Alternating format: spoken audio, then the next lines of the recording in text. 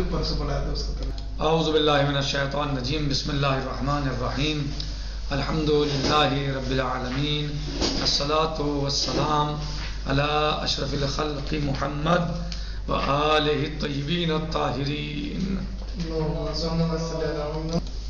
آج کا ہمارا درس ہے القضیۃ الحقیقیہ والقضیۃ الخارجیہ للاحکام. یعنی ایک قضیہ حقیقیہ ہوتا ہے اور ایک قضیہ خارجیہ ہوتا ہے.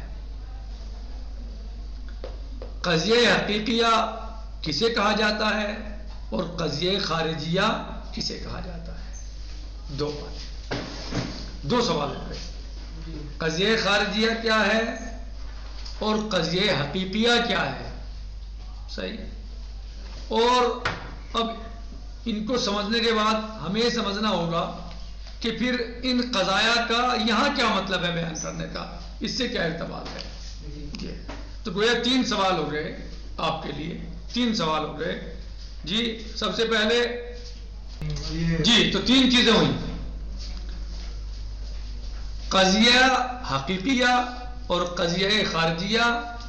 قضیہ حقیقیہ کسے کہتے ہیں اور قضیہ خارجیہ کسے کہتے ہیں، اور پھر یہاں پر کیا ارتباط ہے، یعنی احکام سے کیا مطلب ہے قضاء ان کا، وہ کیا ہے اور خود قضیہ کیا ہے. جی کہہ رہے ہیں کہ الحکم الشرعی، حکم شرعی جی تارتن یجعل علی نحو القضیۃ یجعل قرار دیا جاتا ہے علی نحو القضیۃ الخارجیہ، قضیہ خارجیہ کے اعتبار سے. کبھی حکم کیا ہوتا ہے، حکم شرعی قضیہ خارجیہ کے اعتبار سے ہوتا ہے. وَأُخْرَى یجعل علی نحو القضیۃ الحقیقیہ، اور کبھی حکم جو دیا جاتا ہے قضیہ حقیقیہ کے اعتبار سے. بھلے کبھی حکم قضیہ خارجیہ کے اعتبار سے ہوتا ہے اور کبھی حکم قضیہ حقیقیہ کے اعتبار سے ہوتا ہے. قضیہ خارجیہ اور قضیہ حقیقیہ یہ دونوں چیزیں ہیں. کہتے ہیں بتوضیح ذالک. اب اس کی تھوڑی آپ وضاحت سن لیجئے، پڑھ لیجئے. توضیح کیا ہے؟ قضیہ خارجیہ کے بارے میں کبھی حکم قضیہ خارجیہ کے ساتھ ہوتا ہے اور کبھی قضیہ حقیقیہ کے اعتبار سے ہوتا ہے. وہ توضیح ذالک ان المولا المشرع تارتن یشیر الی الافراد الموجودین فعلا من العلماء. یہ سمجھیے آپ کہ قضیہ حقیقیہ کیا ہے.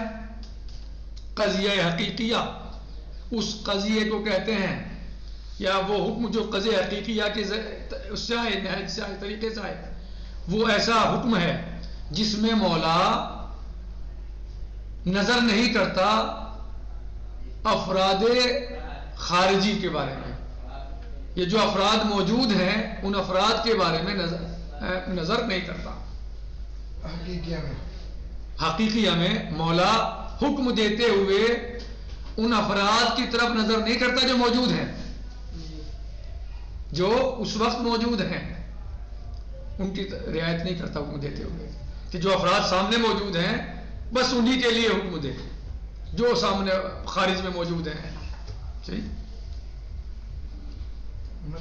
یعنی قضیہ خارجیہ میں جب مولا حکم دیتا ہے قضیہ خارجیہ کے اعتبار سے، قضیہ حقیقیہ کے اعتبار سے، جب مولا قضیہ حقیقیہ کے اعتبار سے حکم دیتا ہے تو اس کی نظر خارج میں نہیں ہوتی، افراد موجودین پہ نہیں ہوتی، جو افراد موجود ہیں ان پر نہیں ہوتی صرف نظر، بلکہ جو بھی اس حکم کے تحت آ سکتا ہو، اس بیان کے تحت آ سکتا ہو، وہ سب اس کے منظور نظر ہوتے ہیں اور مقصود نظر ہوتے ہیں. یعنی مولا حکم دیتے ہوئے ان صرف اور صرف ان افراد پہ نظر نہیں کرتا کہ جو سامنے موجود ہیں، خارج میں موجود ہیں، اس وقت موجود ہیں، بلکہ آنے والے زمانے تک پہ مولا کی نظر ہوتی ہے، آنے والے افراد تک پر مولا کی نظر ہوتی ہے کہ جو بھی اس حکم کے تحت آ جائے گا، جو بھی اس میں داخل ہو جائے گا، وہ میرا مقصود نظر ہے اور وہ اس کے اوپر ضروری ہے کہ وہ اس حکم کو انجام دے. جی یہ ہے قضیہ حقیقیہ. قضیہ خارجیہ کیا ہے؟ یعنی ایسا قضیہ کہ جس میں مولا جب حکم دے رہا ہو، یعنی قضیہ خارجیہ کے اعتبار سے جب مولا حکم دیتا ہے تو جب وہ حکم دیتا ہے تو اس کی نظر صرف اور صرف مثلا ان افراد پر ہو جو اس وقت موجود ہوں، ان افراد پر کہ جو اس وقت موجود ہیں، جو خارج میں ہیں، جو موجود ہیں، جن کا وجود ہے اس وقت، بس ان کے لیے حکم ہو. یعنی مولا کا مقصود نظر بس وہی افراد ہوں یا وہی اشیاء ہوں کہ جو خارج میں اس وقت موجود ہیں، جو اس وقت موجود ہیں. حالانکہ حقیقیہ میں کیا ہوتا ہے کہ صرف اور صرف ان پر نہیں ہوتا جو اس وقت موجود ہیں، افراد یا اشیاء جو بھی چیزیں ہیں، یعنی صرف ان پر نہیں ہوتا فوکس، صرف اور صرف یعنی مقصود وہ نہیں ہوتے، وہی نہیں ہوتے، بلکہ وہ بھی ہوتے ہیں اور بعد والے بھی ہوتے ہیں. صحیح؟ یعنی حقیقیہ میں یعنی صرف اور صرف وہ، جس میں نے بتایا بھی آپ کو، یعنی صرف اور صرف وہ افراد نہیں ہوتے جو خارج میں موجود ہیں اس وقت، بلکہ وہ بھی ہوتے ہیں جو اس وقت موجود نہیں ہیں. اور خارجیہ میں اس کا مختلف ہے، یعنی صرف وہ افراد یا وہ اشیاء ہوتے ہیں جو اس وقت موجود ہیں یا جو اس وقت مثلا پائے جاتے ہیں، وہ افراد جو اس وقت پائے جاتے ہیں، موجود ہیں، وہ مقصود نظر ہوتے ہیں مولا. اب آئیے آپ، اگر آپ نے یہ چیز سمجھ لی تو اب آپ آئیے، اب آپ سوال یہ کر سکتے ہیں کہ کیا ارتباط ہے اس بات کا قضایا کا احکام سے؟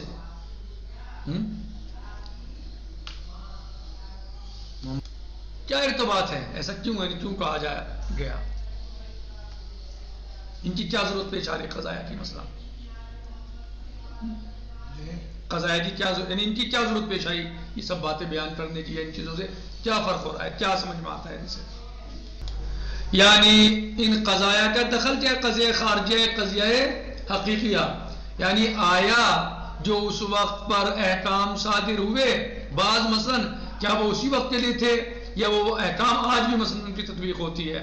مثلا مولا کہے کہ احتکار حرام ہے، احتکار حرام ہے، کس چیز کا؟ گیہوں کا، جو کا، کھجور کا، کشمش کا.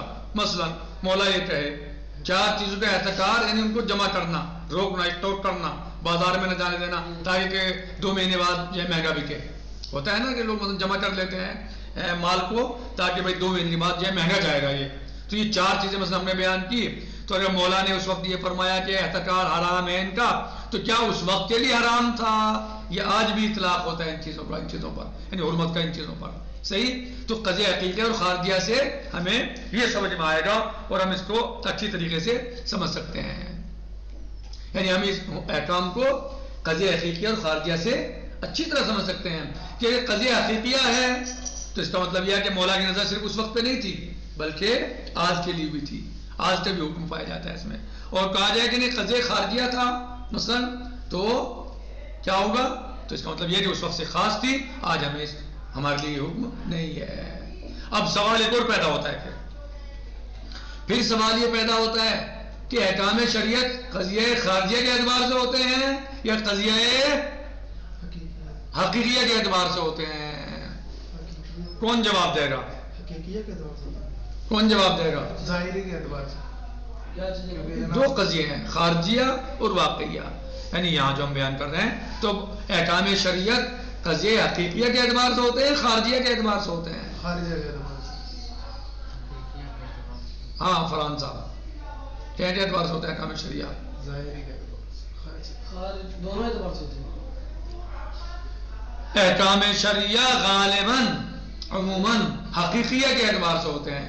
مولا جو حکم فرما رہا ہے اللہ عز و جل یا نبی کریم محمد مصطفیٰ صلی اللہ علیہ وسلم یا ائمہ اہل بیت علیہ السلام جو حکم فرما رہے ہیں وہ یعنی اکثر و بیشتر ایسے احکام ہیں جو اس وقت کے لیے بھی تھے اور آج کے لیے بھی اور آنے والے زمانے کے لیے بھی، اور قرآن کے احکام تا قیامت رہیں گے، باقی رہیں گے۔ وہ جو کتاب معجزہ خالدہ ہے وہ ختم ہونے والا معجزہ نہیں ہے، اس کے احکام تا قیامت رہیں گے، سوائے اس کے بعد کوئی وقتی طور سے کوئی حکم دیں، وقتی طور سے جس کی ضرورت اسی وقت پہ تھی مثلا، ورنہ احکام جو ہیں وہ احکام شریعت عموماً احکام وہ قضیہ حقیقیہ کے اعتبار سے ہوتے ہیں۔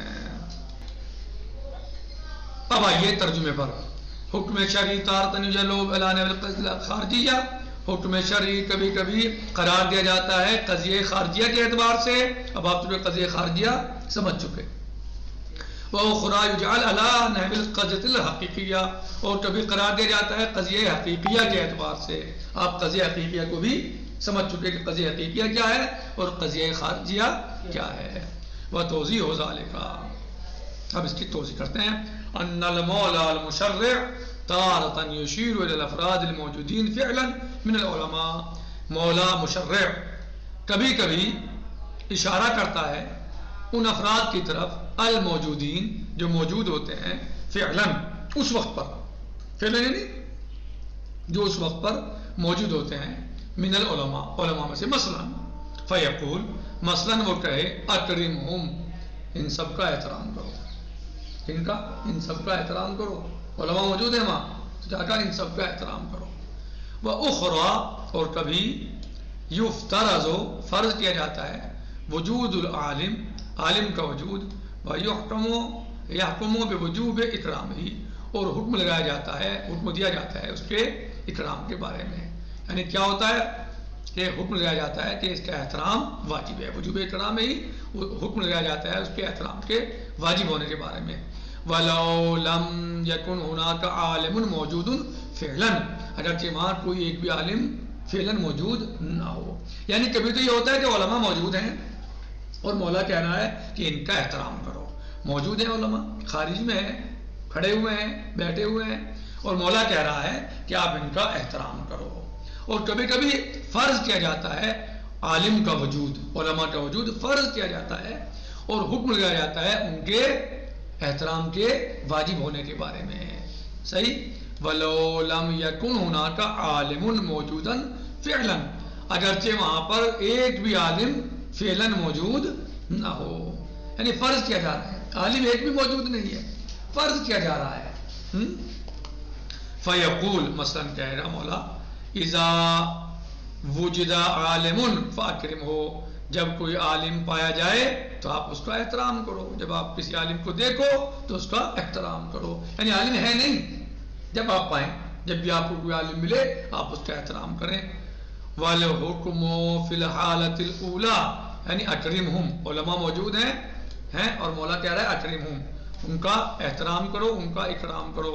تو اس سے کیا سمجھ میں آ رہا ہے آپ کے، یہ موجود ہیں، خارج میں ہیں اس وقت، صحیح ہے۔ تو قضیہ کون سا ہوا، قضیہ ہے خارجیہ، خارجیہ ہوا، وہاں موجود ہیں۔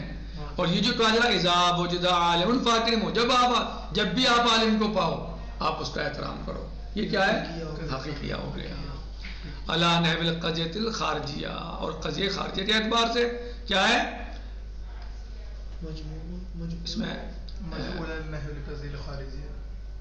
ہاں جو پہلے والا ہے اکرمہم، جو اکرمہم ہے یہ کیا ہے، قضیہ خارجیہ کے اعتبار سے ہے۔ ہم نے کیا کہا تھا، حقیقیہ کہا تھا، خارجیہ کے اعتبار سے، ہاں صحیح، خارجیہ کے اعتبار سے ہے، صحیح ہے، کیونکہ جو علماء اس وقت موجود ہیں، جو عالم وہاں موجود ہے یا ہیں، ان کے بارے میں کہا جا رہا ہے، صحیح ہے۔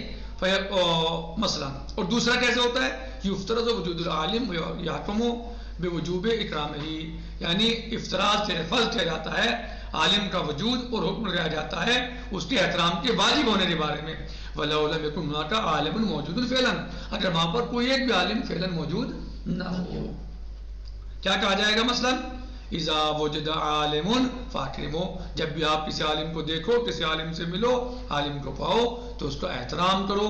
وَالْحُكْمُ فِي الْحَالَةِ الْأُولَى مَجْعُولٌ عَلَى نَحْوِ الْقَصْدِ الْخَارِجِيَّةِ، جو حالت اولا ہے اکرمہم، صحیح، یہ قرار دیا جائے گا یہاں پر کیا، قضیہ خارجیہ کے اعتبار سے، کس کے اعتبار سے، وَفِي الْحَالَةِ الثَّانِيَةِ اِذَا وُجِدَ عَالِمٌ فَاكْرِمْهُ، اور جب حالت ثانیہ ہو یعنی اذا وجد العالم فاکرمو مجعول، یہاں قرار دیا جائے گا علی نحو القضیۃ الحقیقیہ، قضیہ حقیقیہ کے اعتبار سے۔ قضیہ خارجیہ میں کیا کہا کہ ان کا احترام کرو، کیا کہا؟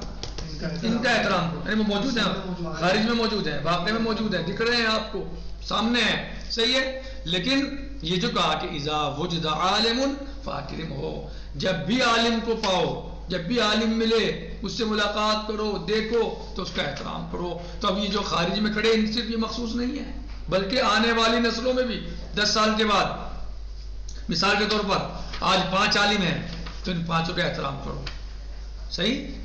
اگلے سال 10 ہو جائیں تو 10 کا احترام کرو، آنے والے 3 سال کے بعد 20 ہو جائیں تو 20 کا احترام کرو، پھر 30 ہو جائیں تو 30 کا، 1000 ہو جائیں تو 1000 کا، جتنے بھی جو بھی عالم ہوتا رہے گا، جس سے بھی جتنوں سے آپ ملاقات کرتے رہو گے، سب کا احترام آپ کے اوپر واضح ہوا۔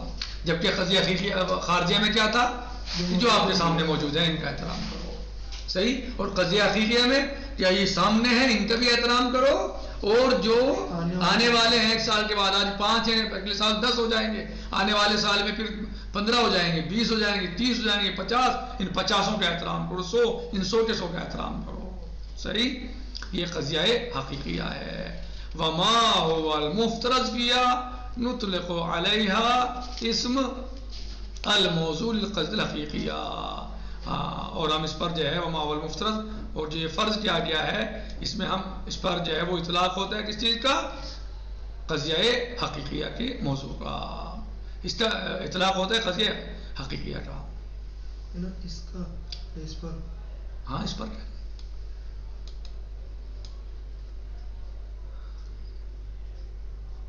جی اب کہہ رہے ہیں کہ والفارق النظری بین القضیتین، اب ان دونوں قضیوں میں کیا فرق ہے؟ جی کہہ رہے ہیں اننا بموجب القضیہ الحقیقیہ نستطیع ان نقول، ہم قضیہ حقیقیہ کے اعتبار سے کہہ سکتے ہیں کیا؟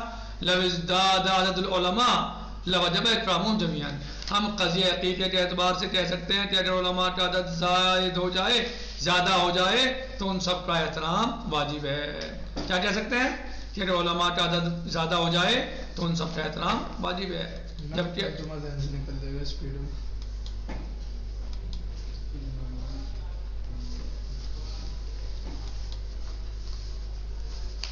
کہہ رہے ہیں کہ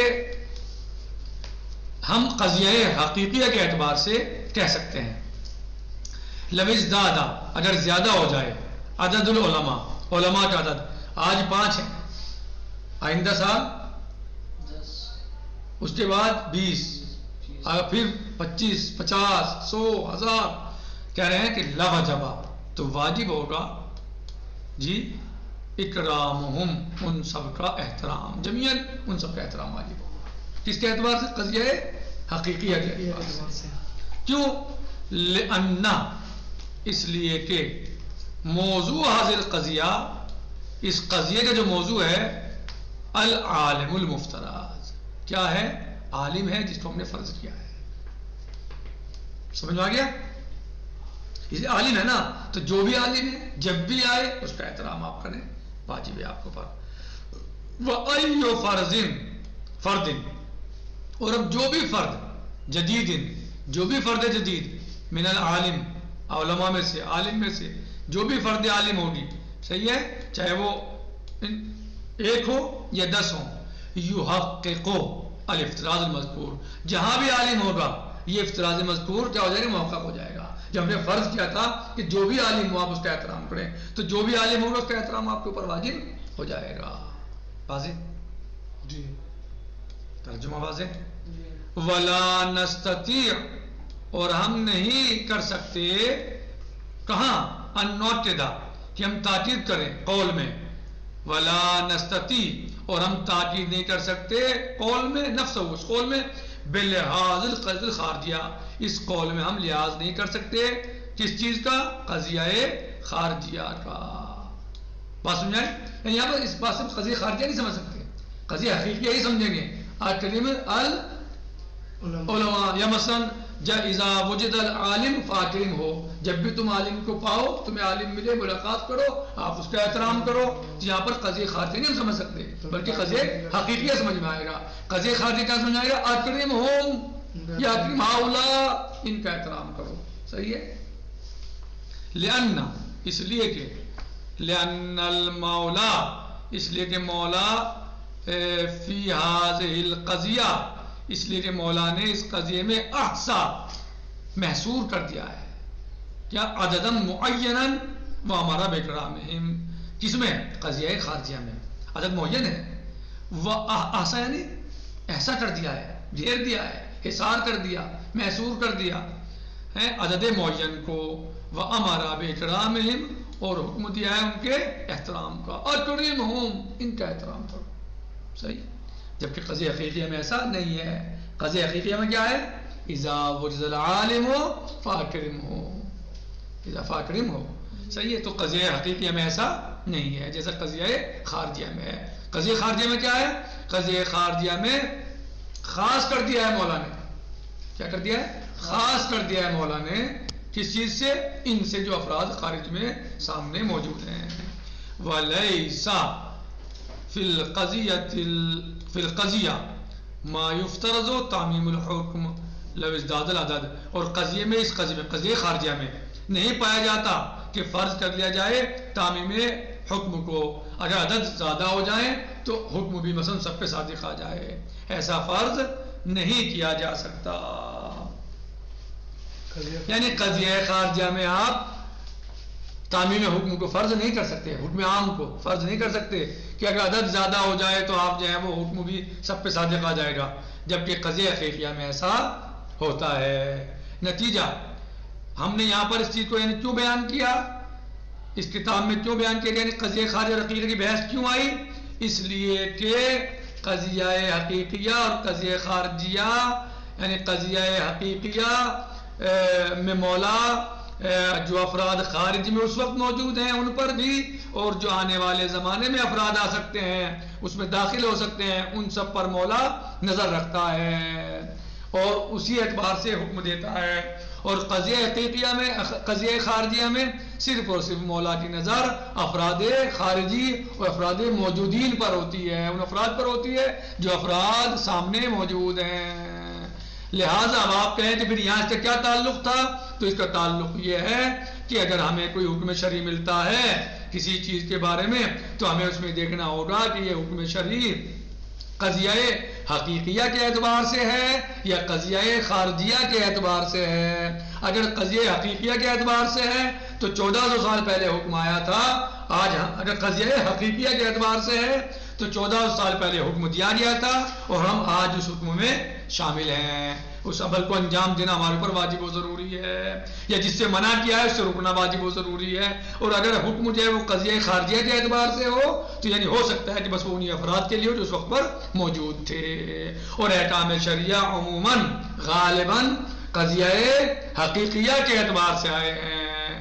قضیہ خارجی کے اعتبار سے یعنی بہت کم احکام ہو سکتے ہیں جو اس وقت کے لیے ہوں. عموماً یعنی قرآن کریم مثلا جب تا قیام قیامت کتاب ہے ہدایت کے لیے، احکام بیان کرنے کے لیے، اور اگر جو ہے وہ اس کے سارے احکام مثلا یا غالب احکام جو ہے وہ وقتی ہوں تو ظاہر ہے اس کا فائدہ کم ہو جائے گا. لیکن چونکہ احادیث میں بھی قرآن کریم میں بھی احکام جو ہیں وہ قضیہ حقیقیہ کے اعتبار سے ہیں، یعنی اس وقت کے لوگوں کے لیے بھی احکام تھے اور آج کے لوگوں کے لیے بھی وہ احکام موجود ہیں.